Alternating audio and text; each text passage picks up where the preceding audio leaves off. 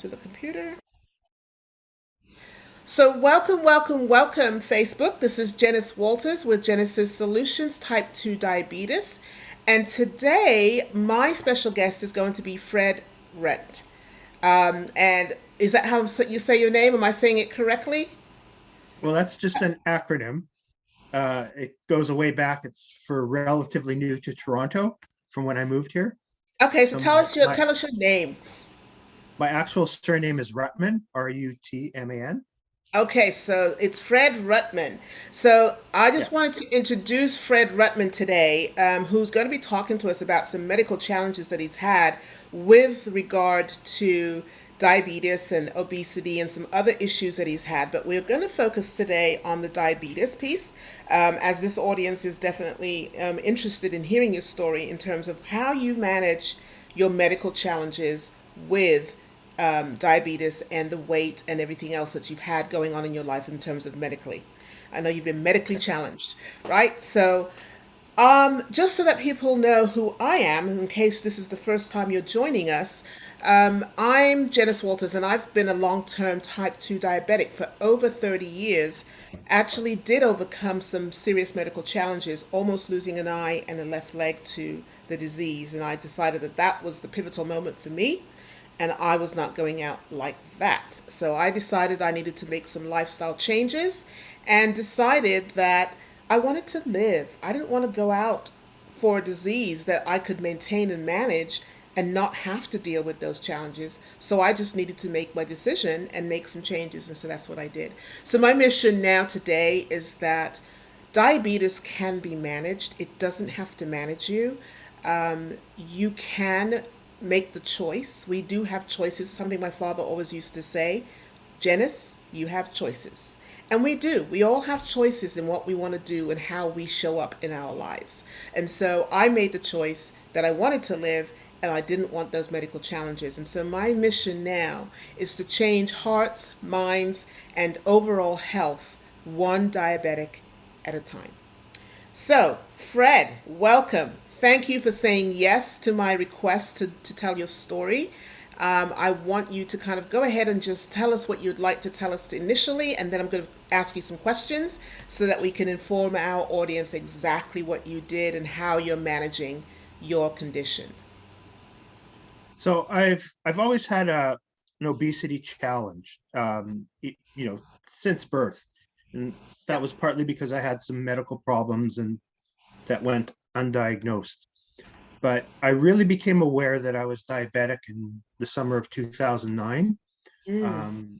I ended up in the hospital. And as you know, a lot of diabetes symptoms don't really manifest themselves very strongly, and people aren't aware That they that have they it. even have diabetes or they're Yep. pre-diabetic, Right. and you don't know that you're going, neuropathy or things are happening to your eyes or any of your organs or anything like that. So I ended up in emergency, and they do your blood work, and my blood work was my blood sugar was 23. So in Canadian, that's 23 Canadian. In US, you multiply it by 18. So my Oh, blood sugar was like 400, wow. That's high. which is, yeah. That's So basically, I had syrup instead of blood. mm. So turned out the ER doctor was an endocrinologist and pumped me full of insulin. Uh-huh. And then I started going down that trail and just listening to the doctors who are all traditionally trained that type 2 diabetes is a chronic condition Mm-hmm. and there's nothing you can do about it, and you take your metformin or your metformin type drugs Right. and your insulin if you need it, Yep. and you know just get get everything in order because it's going to kill you. It's going Yeah. to degrade the quality of your life and kill you. So let me ask you something then. So when you got the diagnosis, what kind of symptoms were you actually experiencing while you decided to go to the emergency, or was it something that really got your attention that got you now to the hospital at that point? Well, what we now know is that my heart had stopped. At the time, we it took them a long time to figure out that I had a condition not related to diabetes. They don't know why this happened to me, Okay. but my heart was stopping. Um, your blood pressure goes to zero. I would fall. I would hit my head on whatever was the hardest thing in the universe that was available to fall on. So I Wow. ended up with, a whole bunch of concussions and post concussion syndrome, and eventually getting placed on a pacemaker. But the damage was done. In addition to everything the diabetes was doing to me internally. As well. Um, yeah, so it's a big plate of things to deal with, and um, there was really no treatment program developed to help somebody in my situation, Uh-huh. and I'm not the only one who's in this situation. So it's um, of all the medical treatments going on that are amazing, head trauma is still way down on the list of what we can do for people. Yes. So, in addition to the other medical challenges, then you had this diabetes diagnosis. So, were Mhm. you surprised when you got that diagnosis, or did you see that coming, or what was the response when you got that diagnosis? I just said, okay, the doctor's going to give me medication. It's going to deal with it. Uh huh. And, you know, I'm really not that emotional a person, or I wasn't at the time. Uh But huh. also the fact I was so battered by everything else that had happened to me to that point, um, that I really wasn't processing that I had diabetes. Gotcha. So, it's one of the last things you So were considering, then, you're saying. yeah, so take a pill, take a shot, and the doctors don't really do a great job of explaining what can happen to you down the road. Uh They huh. say, if this gets out of control, you could lose a limb. Like, but they don't give you, like there's a 88% chance Yeah. you're gonna, or there's, a 93% chance by the time you're 60, you won't be able to feel anything with your hands. Yeah. Or they just don't make it real enough, in my opinion, or at least they didn't You, for me. Well, it's interesting you say that because I know that I've spoken to quite a few diabetics, and myself included, when I was given the pre-diabetes diagnosis. My whole thought process then, when I got that diagnosis, was, you know what? I don't have it yet, so I'm okay. I'm good. Maybe I'll make a Mhm. few adjustments. Maybe I'll make a few changes, and I should be okay. But I was lulling myself into a false sense of security because they didn't really make it sound serious. There wasn't a sense of urgency when they told me I was pre-diabetic. What they said was, the doctor said to me, you're pre-diabetic, you need to get your sugars down, because then you'll become a diabetic. And so, that's a problem, and you don't want to be a diabetic. Not that I would lose a limb, not that my organs would shut down if with prolonged diabetes in the high numbers, not that I could actually go blind, not that I could have a sore or a cut that wouldn't heal and have it turn Mhm. gangrenous or septic, or that I could lose a limb, lose a toe. They didn't tell me about the neuropathy. They didn't tell me about, the retinopathy. They didn't tell me about any of that. So in terms of a sense of urgency and seriousness about what I had or would eventually get, it wasn't made clear. So I went away from that office thinking, I'm good. I don't have it yet. So I'm not really a diabetic. So I'm good. Mhm. Right. And then, of course, I decided to continue to do what I was always doing. And because that wasn't a problem, it wasn't a problem for me. And the bottom line is Right. there's no healing or there's no resolve or resolution until you know and accept the fact that there's a problem. If you don't accept that there's a problem, guess what? There is no problem. So for me, there wasn't a problem because he didn't make it seem like it was a problem right then and there at that moment. In the Mhm. future, later on, down the road. So of course, I thought I was good. Well, needless to say, I became a full blown diabetic, and over the years, played with it somewhat. I'd do well for a while, get my sugars to where they needed to be, then Sure. I'd binge and fall off the wagon because it was like I was missing the foods that I used to like. So I would be up, off and on like that. And so eventually, what turned it around for me was almost losing that leg and almost losing my eye. And at that point, I decided I cannot play with this anymore. So what you say in terms of, you got the pill, you get the insulin, and so that manages it. But a lot of us are in denial. A lot of us don't want to accept the fact that we have a disease that could be life changing. And so once we get to that point, hopefully it's not too late that we get, the realization that we have to make some changes. But let me ask you, given all of that and given all the medical changes that you had, what kinds of changes did you make to accommodate the fact that you are now diabetic? What kind of changes did Well, you do? I eventually started seeing. I went to the diabetes clinic. My endocrinologist ran a diabetes clinic, Mm-hmm. and I went there and I tried to do everything the nutritionist told me to do, Right. even though it was very counterintuitive to me. So you're Okay. telling me to get my sugars down, Right. but you're telling me to eat. Am I allowed to swear on here? Well, yeah. Depends on what you say. They're telling you to eat a shitload of carbs with every Right. meal, Right. and then just take your insulin. Like, well, how Uh, about I don't eat the shitload of carbs, and then I don't need to take the insulin? makes sense, But right? I mean, that's what they've been trained to do, Yeah. and um, and they don't want to hear anything contrary to it, even though they know there are alternative therapies Yep. that can actually reverse the type 2. Yeah.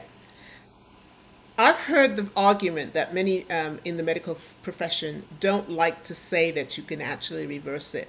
They like to say you can control it. So they'll kind of encourage you to maybe lose weight. They may encourage you to eat less carbs. They may encourage you to eat less sweets and baked goods.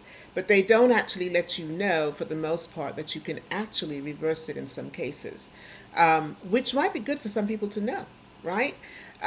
Mm-hmm. Because I think the other thing that I've heard, the argument that I've heard is that big pharma and doctors kind of work together, right? So if they can continue to give you medications, it keeps the pharmaceutical business in business, keeps the doctor in business and having you come back to him, but it doesn't really get to the root of the issue. And maybe that's why Yeah. we need to do some of our own research for the most part. So I've heard the argument from both sides. I've heard, well, I take my medication, I do what the doctor says, and then you have other people that kind of question it, and they're like, well, like you said, if I don't take the, eat the carbs, and if I don't eat all the stuff I'm not supposed to eat, then I don't need to take the insulin. It doesn't make sense to just eat all the carbs and then take insulin to manage the carbs. Don't eat them. And that makes a Mm-hmm. whole lot more sense to me, that you don't put what's damaging in your body, so then you don't have to treat it. So I know there's something else my father always used to say: prevention is better than cure.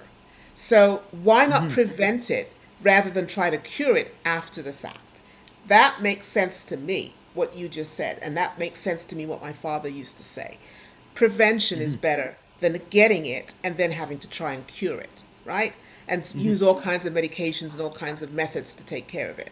So I kind of like that you said that. So what has changed then when you started to make the changes with the medications, or to take the medications and then not to eat maybe as much carbs as you did in the past? What actually changed? Did you lose weight right away? Did you feel better? What kinds of physical symptoms and internal things did you experience? Um, not a lot. I mean, I lost a little bit of weight. I eventually Hmm. went to see a bariatric doctor Okay. who, just goes and puts you on the move more, eat less diet. And we know that just doesn't work for most people and it's not sustainable. Right. And I wasn't eligible for a stomach stapling or one of those types of surgeries because of my other medical conditions. So it Okay. was a very, very frustrating time. And I was exercising my butt off. Like I Really? really was. Okay. And, like I don't drive right now because of the head trauma and everything. So I Got it. cycle everywhere. So Ah, it's not unusual for me to cycle 60 to 90 to 120 minutes a day. wow. That's a So workout. I was doing the moving more, and Yeah. and it was basically doing nothing because I had all these other things going on that that formula doesn't really work for. The calories in, calories out, we know now is a myth. Like your body doesn't know what a calorie is. If you go to your, maybe grade 10, 11 biology, when they teach you the Krebs cycle and you know, the hundreds of thousands of activities that are going on to produce energy for your body, there is not one mention in there of your body looking for calories. So it's a lab myth. It's something that was created in a lab that has no reality to the way our body works. Interesting. So let me ask you, how do you think people gain weight, or why do people gain weight? If you're saying that. Well, for a number of reasons. If you ascribe to Dr. Jason Fung, who's sort of like the what's the word? He's probably one of the world's leading authorities on intermittent fasting. Mm-hmm. It's mostly hormonal. It's when your basal insulin levels get out of whack Mm-hmm. and make you insulin resistant, everything else in your body gets out of whack and just doesn't work properly. So your body keeps trying to store more sugars and more sugars and more sugars, which makes you crave more sugars, more sugars and more sugars. Um, if I can promote his book, I have no stake in it. Um, it was the foundational book for me initially, The Obesity Code. Okay. And that's one of a few books that I would recommend your listeners to read. It's New York Times bestseller, and he explains how everything is based on what your insulin levels do. So giving you more insulin to control your diabetes actually just perpetuates the problem. It makes you more insulin resistant. You might have a It, lot of people out there who may not agree with that because, from my understanding, with the pancreas and why diabetes is so such a topic of conversation, the pancreas is what produces insulin, which breaks down the carbohydrates and the sugars that you eat, changes it to fuel, and then takes it to the cells of the body for the body to use it as energy to function, which is, for some people, they have a certain amount of insulin produced. Other people, they may not have as much. Some people have none at all, like in the type 1 diabetes, right? So the body is not changing that fuel, or breaking down the food that you eat, or the sugars that you eat, or the carbs that change to sugar that you eat into fuel to be used by the cells of the body. So what happens is it stays in the bloodstream. So when the bloodstream is now full of all the sugar, like you say, it turned to syrup. That's exactly what it does. It's not supposed to be in the bloodstream. It's supposed to be in the cells. And it's not in the cells because you don't have enough insulin to break it down to get into the cells. So it sits and sticks to the walls of the vessels of the bloodstream and causes all kinds of havoc, right? So with the insulin, you're saying that if you get more insulin, it really perpetuates. But if you get insulin, or enough insulin to break down the amount of food that you eat, what it's supposed to happen, or what should happen, is that now that is now taken to the cells and used as fuel the right way, and then the body can then manage the excess insulin. Whereas if that doesn't happen, the excess stays in the blood and starts to attack the body, attacks your organs, attacks your extremities, attacks your eyes, it attacks your kidneys. All of the major organs in the body start to get attacked by all that excess sugar and high sugars in the blood where it doesn't need to be. So that some people are of that mindset. So what you're saying is that with this person that you just recommended, he's saying that the more insulin you take does the opposite. That doesn't work. It doesn't work that way. I think that's a well-known premise in the medical system, but people just don't use it. And I know Dr. Fung, he's actually a nephrologist, a kidney Okay. specialist, Okay. and a huge number of his patients come to him because they're diabetic. They're Got it. type 2 diabetic. Uh huh. And he has actually reversed uh, through intermittent fasting, thousands, literally thousands of people from type 2 diabetes by getting their fasting insulin rates down. So I'll say we, but I really mean me. Yeah. We tend to get parcels of information, and we think that they tell the whole story. Uh-huh. So when we learn about insulin, and then it gets sugar out of the bloodstream, we think that's the only thing that it does, Mm-hmm. but it actually has a multitude of functions beyond that. So for Okay. example, insulin's also a major player in allowing vasoconstriction uh, of your arteries and veins. Mm-hmm. So when you have too much insulin in your blood, it hardens your arteries. And that's in Mm. addition to plaque building up. And it does, so it affects your blood pressure and all sorts of other things. And when your blood pressure gets affected, your kidneys get affected, and your liver gets Mm-hmm. affected, Mm-hmm. your brain gets affected, and all these other domino effects. And it affects all your other hormones. They all fall in line. And when your insulin's out of whack, I'm probably going to get these. I think ghrelin is the hormone that I've heard of that. Yeah, limits great. your satiety. Okay, got So it. there's leptin and ghrelin. One's your hunger and one's your satiety, and I get them mixed up. Gotcha. But when your insulin's out of whack, those are out of whack. Mm. Your growth hormone's out of whack. Any other hormone you have, uh, vitamin D is actually a hormone. It'll Yeah. go out of whack. It seems like almost everything goes out of whack when your insulin goes out of whack. So it's a very complicated story that Uh-huh. we try to, I guess we go into reductionism or simplification, Yeah. but um, Dr. Fung will obviously explain this whole premise much better than I can. Gotcha. Um, but But I think it's I'm a good big that there's believer. different perspectives. I think there's good, it's great that there's different perspectives and people are actually able to manage it with different methods. And so, for me, I know sometimes when I was doing, when I first kind of decided, well, I need to make some changes, I tried a few things.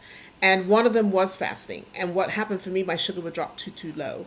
And I would get the shakes and I would get the sweats and I would have to eat something or drink something or get a piece of candy or a little bit of juice or something to kind of bring it back up. I mean, it would drop way. So for me, that didn't work for me, but it might work for a lot of other people.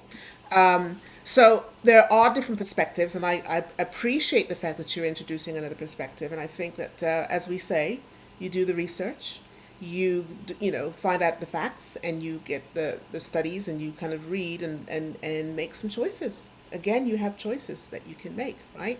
When it comes to yourself. So that's awesome that we have a different perspective. So let me ask you this question. You said you were pre-diabetic. Um, how long were you pre-diabetic before you actually became a diabetic then? When did you find out the difference? When, No idea.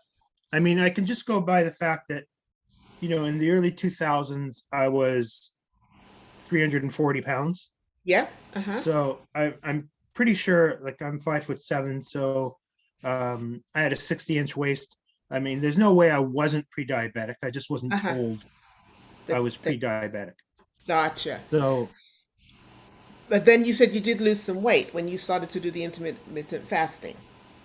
yeah, so that really started in 2018. I mean, I had lost some weight and I had gotten down to about 280 pounds. Uh-huh, And then when I worked with the bariatric doctor, and I probably worked with that doctor for 2 years, I managed right? to lose a whole 15 pounds trying to be on the calories in, calories out, Ah, so that didn't system. work for you. Okay, gotcha.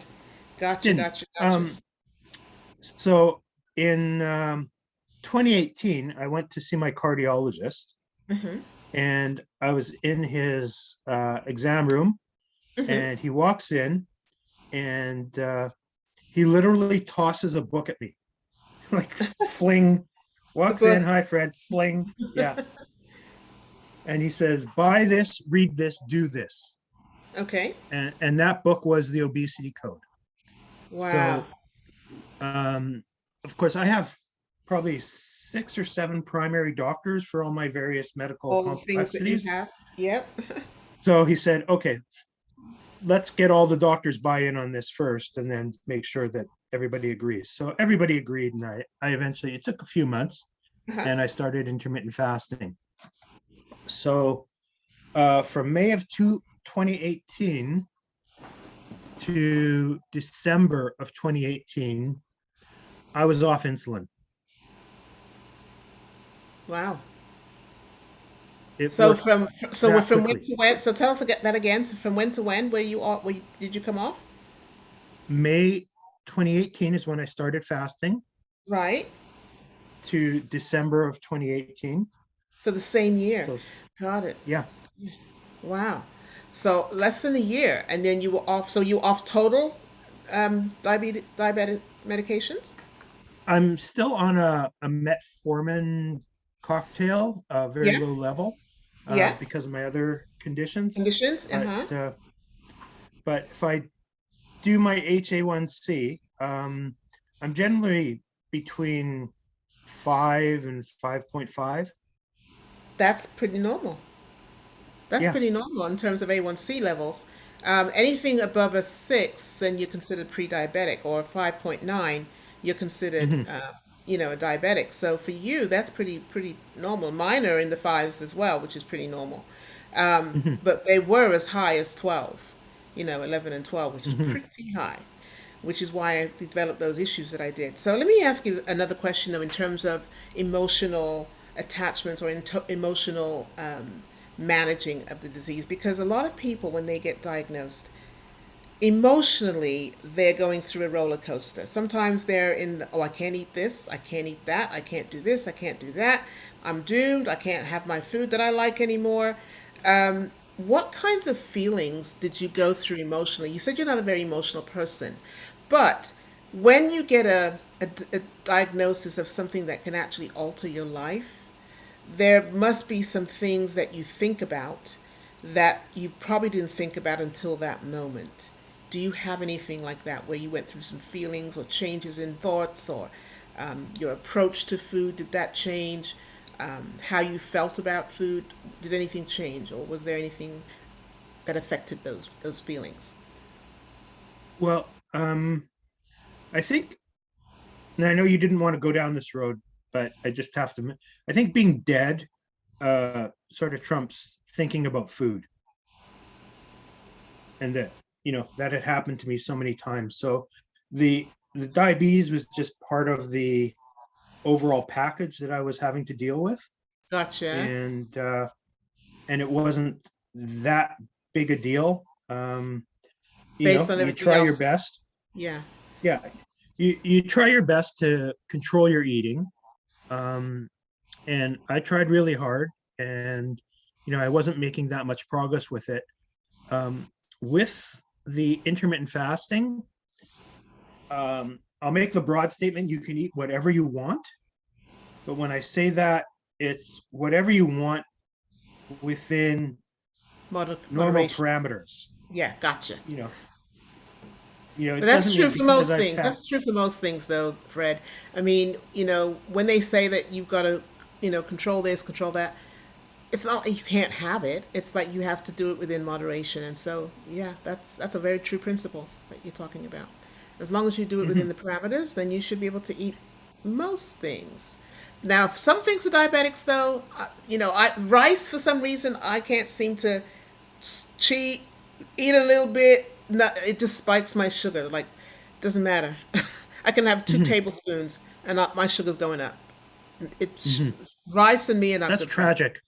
And I love rice. I love Yeah. Chinese rice, love it. But for me, rice does not like me back. So there are some things that I probably will never be able to have like I used to. But for the Mhm. most part, there's some things that I was able to reintroduce back into my diet on a modified level. So you're absolutely correct. So I want to talk Yeah. about glucose monitoring though. So when you Mhm. did have diabetes, what did they tell you about how to monitor your sugar with the Um, glucometer or glucometer or however you say it? yeah. The instrument of pain. Yeah, Um, right. Yeah, exactly. well, I was going to the diabetes clinic twice twice a month easily, and getting whatever counseling they were offering and courses on mindful eating and things like that. Got it? When I started intermittent fasting, um, I had been monitoring 4 times a day, and Wow. my fingers were just like, I know. raw. Pin cushions. I It's know.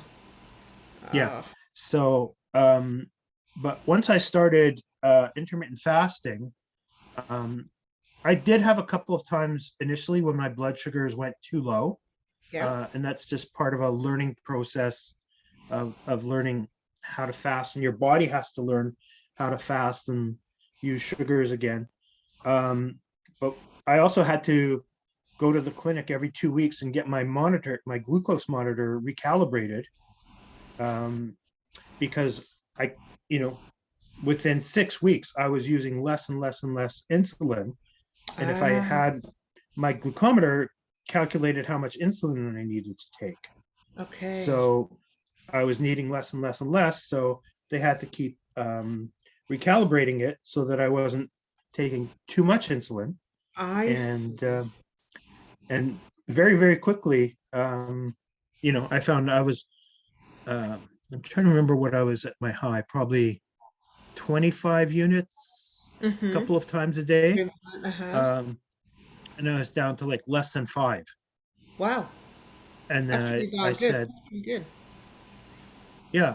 And at which point I said, is do I even need to take 5 units? Right. And I just stopped taking it, and I realized my sugars weren't changing. So then you didn't need to take it. Yeah. So I called the doctor. I said, you know, I don't think I need this anymore. He says, well, try it. And even though my doctor is fairly elderly, Uh-huh. he was pretty progressive. It sounds And like, yeah. my team of cardiologists at the hospital were all proponents of intermittent fasting. Mm-hmm. And Dr. Fung is actually a doctor in Toronto here. So they had all gone to seminars from him. And a lot of diabetics have cardiac issues. Yes, they do. Um, Yes, they do. so, they were seeing a lot of success with what he did. My endocrinologist was also part of this hospital group, and he's actually very good friends with my cardiologist. So Okay. he said, well, there's a lot of buzz about this Dr. Fung. Do you want me to just refer you to him if you're going to Uh-huh. follow his protocols? I said, Mm-hmm. no, I'd rather keep working with you and spread things. He knows what he's doing. He's got enough patience. Maybe you can help some other people. Right. So Right. that's what we did. Wow. Okay then. So when it did go too low, what did you do to get it back up? Did you have any of those little tricks that they tell you? I was totally unprepared. I mean, Oh. you just the mental confusion and Uh-huh. everything that's going on. Like you don't really understand if this What's has going never on? happened to you before. And again, Right. it was one of the things that was never properly explained to me. So I eventually figured out something was wrong, and thankfully I had some juice in the fridge, So you had and that. I just slammed that down, and in 45 minutes or whatever, I was back to normal. But boy, that was Wow. a That's scary. learning experience. Yeah, Yeah. that's a little scary. Okay then. So let's talk about meals. Do you prepare your own Okay. meals at home? For the most part, yeah. You do. Um, So has anything changed there? I mean, I know that according to what you're telling us, is that the diabetes is like a it's not the main thing that happens in terms of your medical conditions. It's one of the things that happens in with your medical conditions. But do any of the other conditions predicate on a certain diet or, a healthy diet or not necessarily? Or tell us a little bit about your meals and preparation and if that's changed. I do try to eat much cleaner. Um, the the fasting protocol that I'm on is called OMAD, 1 meal a day. Uh-huh. So I'm generally fasting 18 to 20, 22 hours, and then I have one meal and a snack of some sort in that Uh-huh. 2 to 4 hour window. Uh-huh. So go ahead. No, go ahead. I'm listening to you. So you said that in that window, you snack maybe in between during that window, but you don't really have a meal per se. No, no. I have a meal and possibly a snack after. So After the meal. Okay, uh, got it. yeah, Got it. Got it. Got or it. a dessert, or sometimes I open with a snack and then have a meal. It's flexible like that. But I do try and eat much cleaner than I did 4 years ago.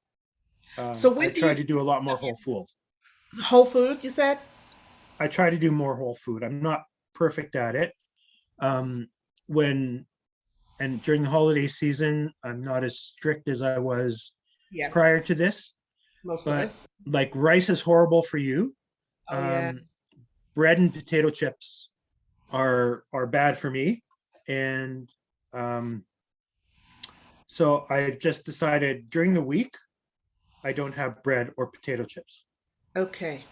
All right. So So let me ask you this then. So when do you typically eat then? How, the fasting thing, is it all day you don't eat and then you eat in the evening, or do you eat in the morning and then don't eat the rest of the day? When do you typically eat? I typically eat between 6 to maybe 10 p.m. So and you then haven't I had start anything my all fast. you haven't had anything all morning then? Yeah, it's not a dry fast. Oh, So okay. Okay. I drink water, sometimes black tea. Okay. I don't drink coffee. So in the protocol that I follow from a lady named Jen Stevens, Uh-huh. um, you're not allowed sweeteners, um, nothing flavored. So you can't drink like you can't put lime or in your water or cinnamon in your tea or cream in your coffee or anything like that. Um, so it's nothing that has anything except a bitter profile, because we know bitter profile elicits an insulin response. And if your sugars are already low, that's not a good thing. I see. So you So can't. So none of the alternate sweeteners are good. Like for instance, like the natural plant stevia or allulose or monk fruit. You can't do any of those. when you're eating, when you're having your actual meal, sure you can. But when you're fasting, your body sees those as food. Uh huh. And so your body produces insulin 24/7, like Yeah. little spurts, little spurts, little spurts. But then when you give it an artificial sweetener, it thinks real food is coming, so it starts pumping, Mm, as if you're going to take a meal. And gotcha. that just, further messes things up, because those things are also much more sweeter than natural sugar that you'd get from an apple or something like that. Gotcha. But then they say that it doesn't affect you like the sugar would, because it's a more natural sugar. It doesn't work the same way as, let's say, a processed sugar. Like for instance stevia or monk fruit. I Yeah, mean, it's sweet. I think it all depends on your bio individuality. So if Okay.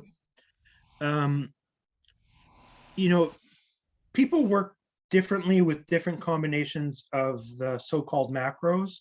Yeah. Your fats, your carbs, your proteins, Mm-hmm. and even amongst those groups, you know, some people are really great eating rice and it doesn't Mm-hmm. spike their sugar at all.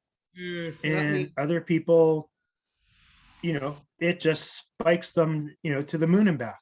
Yeah. Um, Others can work with potatoes, others can't. Some people, they're good with chicken, others need beef.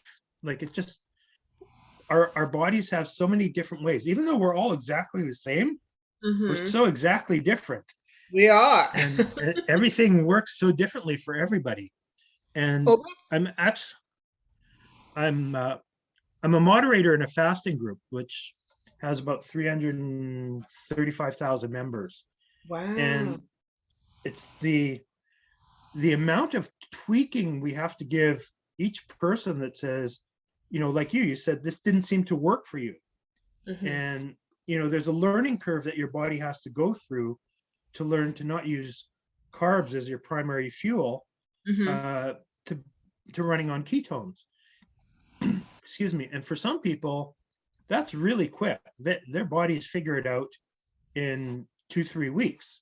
Got it. And others are turtles, and it takes them, Oh, wow. weeks and months for, Mhm. because it depends on your previous medical history. It depends if you've been a yo-yo dieter, what damage you've done to your body, all sorts Already of things. makes. So, in, yeah, intermittent fasting seems to prioritize healing you first Huh. before it gets you on the weight loss train. Okay. So then the body is able to do what it needs to do to find what it needs before you give it something, basically. Yeah, right. Gotcha. Interesting concept. Okay. Mhm. All right then. So let me ask you this. Again, this is a food related question. So in terms of the Sure. foods that you used to eat before the conditions and before diabetes, have you discovered new things that you now eat that you never used to eat before? That's you like. Um, Yeah, a lot of vegetables Uh-huh. that I wouldn't have eaten before. Beets, amazingly. Oh, beets are Um, awesome. yeah, and uh, I was at somebody's house for dinner, I don't know, 6 months ago, Uh-huh. and this person just creates things. She's just one of those people. I'm gonna put this with this and see what happens. If you like it, you like it. If you don't, peanut butter and beets is an amazing dish. Now tell I me a little bit more about that because I'm interested. I'm intrigued now. How does she do that? I don't understand it. Um, Peanut she's butter. a Russian background, so I think that's part of it because in older Russia, they were always out of everything. So Mm-hmm. you would just have to create things. Right. So, you know, one day she just said, "Okay, I'm just gonna try this. I've got this in the cupboard, this in the cupboard. Like probably not the cupboard, but the fridge, and uh, Together. and it works." Wow. So she's a creative. I'm one of those creatives because here's my little quick story. I hated salads when I was starting Hmm. my whole journey. Couldn't stand it. I thought that lettuce was like rabbit food. I hated salads. But then I said, well, okay, if I have to incorporate more greens, if I need to incorporate more live foods, and I have to eat a salad, then I'm going to put some stuff in there that I'm going to like. And then I started experimenting with my salad. So now, what happened as a result of that, my salads became a requested thing. So, a party or a gathering or the women's meeting at church, they would say, oh, don't even ask me anymore. They just said, Jenisys is bringing a salad. That became a requested thing because I got my salads to be so interesting. I don't think I really make my salads the same way twice. Hmm. But I have things in there that I like, and I just create. Like I posted one yesterday, and I just put it together. It was red leaf lettuce, and well, it was actually a spring mix, and then I put a little bit of corn, and then I put some blueberries, and I put some raspberries, and I put some kind of a fancy cheese that 'cause I love cheese. And then Hmm. I use an apple something dressing. I think they have it at Panera Bread that they serve it on some of their salads. That was the most delicious salad I've had in a long time. It was so good. It was awesome. Hmm. So, in terms of creating, I tend to do that. And I tend to do the same thing with my smoothies. I'll put different things together. And I might do did a food scan, and I was told to do more sunflower seeds, which I'd never really liked because they're too Hmm. small. And I was always my friends would eat them in school, and they'd spit the seeds out because they were so tiny. Right. And I'm like, that's too much work for me. Give me a cashew, give me a peanut or something. But sunflower seeds, that's just too much work. But they said that my body needs more sunflower seeds, so I found a sunflower paste like peanut butter. It actually tastes better Hmm. than peanut butter. And so I might put a spoon of that in my smoothie with my fruit. And let me tell you, what a taste. So things like It's that. amazing. So I do the same thing in terms of creating. I'm really intrigued by what you said. Peanut butter and beets. Now I'm going to have to go try it. Now I'm going to have to try it. Now I'm going to have to try that. So let me ask you, do you eat out a lot and does that interfere with how you're trying to manage what you eat? I don't eat out a lot because mostly everything's closed now. Yeah. Um, I'm also Jewish, so I keep kosher, and there's not a lot Aha. of kosher restaurants Gotcha. that that you can go to. Um, so right now, the last couple of years, no, not a lot of eating out. Not a lot of eating. Um, But it's when you did you find that the food interfered with what you try to do, or if you ever eat out, do you find that you have any choices or real good choices of things to on the menu or not? Yeah, you can make things into good choices. Okay, Um, you can order French fries, but you don't have to eat the whole plate of French fries. gotcha. Um, but one of the things I've also done is I've pretty much stopped using most processed oils. Um, so I'm pretty much down to avocado oil and olive oil. No, Oh, no sunflower oil, no canolas. Like none of those. those things are generally shown to be pretty toxic because Uh-huh. they're basically chemically washed, Oh, um, and your body has a horrible time processing those. So there's a character who has an accent similar to yours, but not exactly because he's from Ireland, okay. and he can't pronounce ths because it all comes a tree instead of A three. tree. Yeah. His name's Ivor Cummings, Uh-huh. and he runs a podcast called The Fat Emperor. And mostly he's about heart health, but he Mm-hmm. has some amazingly interesting guests because so many things affect heart health. Yeah. And a lot of his experts have talked about how toxic the vegetable oils and a lot of the seed oils are for us. And they looked at places uh, in Asia where people, I think they call these the blue zones, where people Yeah, I've heard of tended that. to live to riper older ages more healthily. Yeah. And Yes. once they introduced fast food, which is primarily, um, these processed oils in all the food, um, their their age demographics started to crash Down. significantly. Wow. Interesting. So I believe in the olive oil. That's what I use. I pretty much, almost exclusively, I use olive oil and extra virgin olive oil usually too. So I Mhm, agree with the oils that there's certain kinds of oils that I no longer use. mhm. You know, they're just not good. So I definitely agree with you there. So I think then I want to talk a little bit about movement. Now, I know you have some other conditions, so that may restrict you in terms of activity, and it might restrict you in terms of how active you can be. But do you find that if you are active, or do you have things that you do, like walking or something simple, that kind of aids with your conditions as well as your diabetes, or not? Oh, for sure.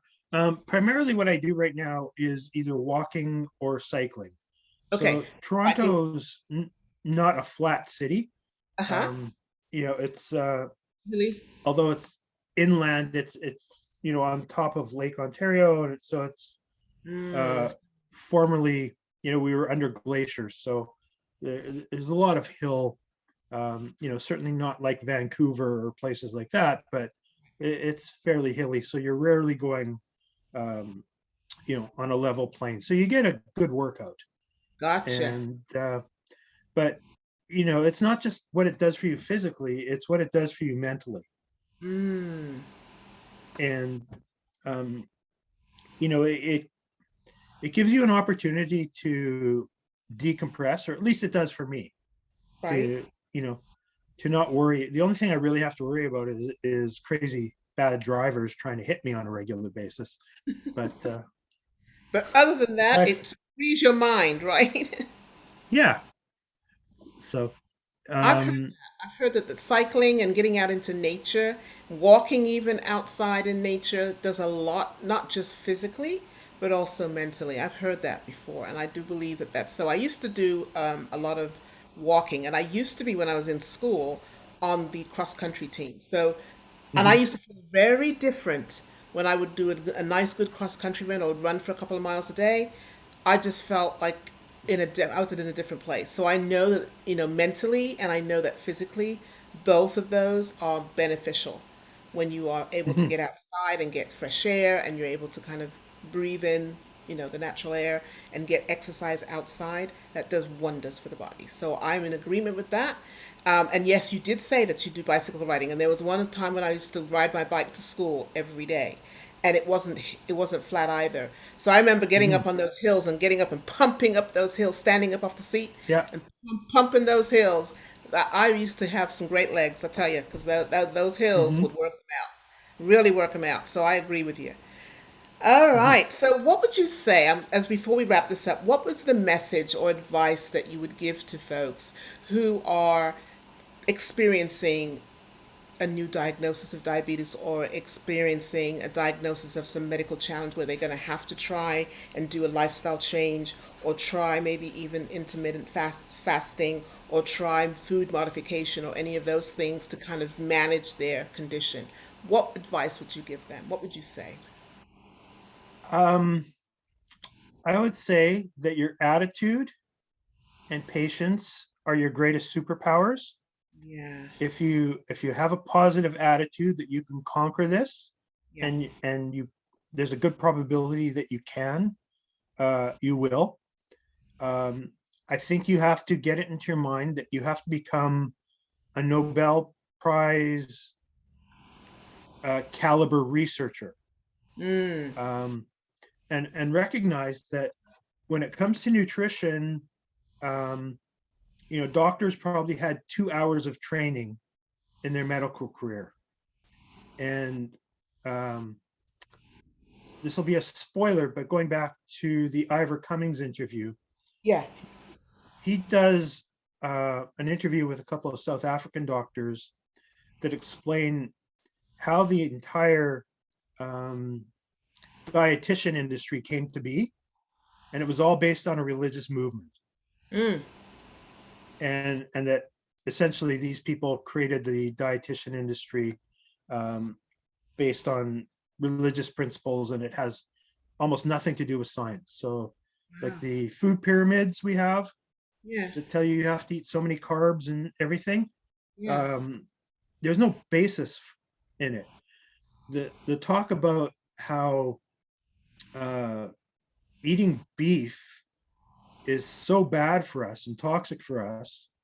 In America, we eat 30 to 40% less beef than we did 30 to 40 years ago, and it hasn't changed the rates of cardiovascular incidents at all. So, there's a lot of these incongruities that you have to look into for yourself, and then Mm-hmm. choose if you want to believe that. Or Um, not. Yeah. yeah, I've heard and that there's different blood types that require certain different kinds of foods, and so there's that school of thought. There's people that think that if you're a certain blood type, you should eat more meat. If you're not that blood type, you should eat more fish. There's all kinds of schools of thought out there that people subscribe to, mhm, where it's just a different modality, but it works for some people. You know what I mean? mhm, So it is what you said, doing some really good, thorough investigation and doing some research, and then yeah, being an educated consumer and making a decision as to what's going to work for you. And then sometimes it's going to be trial and error too, like it is with a blood. lot of Sometimes trial and error. with the blood work and with diabetes, some foods will spike your sugar, some foods will spike that person's sugar, and then you switch, and then this person's fine, that person's fine, or the vice versa. So it depends on what you eat. You've still got to maintain taking your sugar to see if that particular food spikes, and you have to track it. And then you can see what you can introduce, what you need to stay away from, and what you absolutely cannot have, and what you can probably get away with. So you do get to see very quickly if you kind of establish those baselines. And then you can see as you track everything, what are your trigger foods? What are the things that you have to stay away from? What are the things that you can have a little bit of? And what are the things you can incorporate back in? So that's absolutely true. Absolutely true. So, I think Fred, go ahead. You were going to one say. last thing, if I might, Yeah, sure, absolutely. you also have to recognize that your baselines are likely going to change over time. Yes. So, what spiked you last year May may not. not spike you this year as your body has changed. Gotcha. And a lot of that has to do with your gut biome. Mhm. Um, so I'm guessing most of your listeners are in the US. Not necessarily. Most of them are, No? but I do have some other. I have some people in Norway and some people in England and some people, you know, in the world, different So places, Dubai and different places like that. So yeah. your England and US listeners might want to look into the Zoe study, which is being Okay. run by Tim Spector in England. Um, and he's one of the top researchers in the world on gut biome and bioindividuality. Okay. Um, and the work he does, and he gives you back results. They give you a glucometer, like one of the continuous monitoring ones, Uh-huh. for while they're testing you to see how your blood clears out and takes blood samples from you, how you clear fat, how you clear sugar, how you clear alcohol, all these things that are different, what foods you can eat in combinations. Hmm. And it really helps a lot of people optimize their food choices to make them feel better. Got it. So Tim Spector, huh? Okay. Yeah. Thank you for that And information. uh, I think it's Spectre with a K. Ah, Spector with a K. Got it. So Yeah, S. like one of those evil organizations in a James Bond Yeah, movie. yeah, yeah. Mr. Spector, I presume. Mhm. All right. So awesome, awesome, awesome. So I want to thank you, Fred, for stopping by today to tell us about some of the challenges that you have in addition to diabetes. Because most of the people that I've had on so far to this point have had either one or two conditions, but not as many as you've had. And so Mhm. with the challenges that you've had, this was an added thing. And so you just seem to have managed all of them so well with not just one or two things, but several things that you had going on medically. And then diabetes is kind of added to the pile, and you were able to manage it. But for you, what worked was the intermittent fasting Yes. more so than most everything else. And so I wanted to say thank you for that perspective because it was a different one, but it was an interesting one. And I think it's one that some of the people that are listening may be experiencing as well and now have gotten a new Mhm. perspective, new information, and insight into maybe managing what they have and knowing that Mhm. you can have more than one thing going on, but still be able to manage all of them. So Absolutely. thank you for that perspective, and I thank you for saying yes to my request to come on. My I pleasure. definitely want to follow up with you. I am starting a podcast really soon, so I just wanted to kind of give a little bit of information about that. So I'd like to probably have you come back and do a session or an episode on the podcast. So I'm definitely going to keep your information and stay tuned for that. It should be starting in about 2 weeks, and that is Jenisys Speaks, diabetes type 2, and then other issues as well, like we kind of discussed today. Because I do believe that other things do happen and will and can affect diabetes, which is mostly my audience, but there are other people in the audience who have other issues, like heart issues, like you said. Because with diabetes, what walks hand in hand with diabetes is the blood pressure. And so when you get one, you probably will probably get the other. That's usually Mhm. what happens, and that's exactly what happened with me. I didn't have blood pressure problems, I didn't have sugar problems until I was diagnosed with prediabetes. Then when I got diabetes, I then right behind that got blood pressure issues. So there are other things that will affect or come in tandem with diabetes, and so I would love to follow up with you again in the future. So everyone out there who's listening today, thank you for joining us, and I do want to say thank you, and I know my audience thanks you for your perspective, Fred. So thank you My for coming. pleasure. Thanks for having me. Thank you so much. And so I'm going to say goodbye, and then we're going to see you all next week, same time. And I'm just going to say goodbye to Fred, and then we will meet again next week. And then keep your eyes tuned for the podcast coming up, Jenisys Speaks. And again, I do manage a group, a diabetic group, Jenisys Solutions Type 2 Diabetes on Facebook. So if you are interested in getting some ideas and some tips and tricks and getting some recipes, then I welcome you to stop by and join us over there. So thanks again, Fred, and we will talk again real soon. Bye Take for now. care. Bye bye. So I'm going to stop.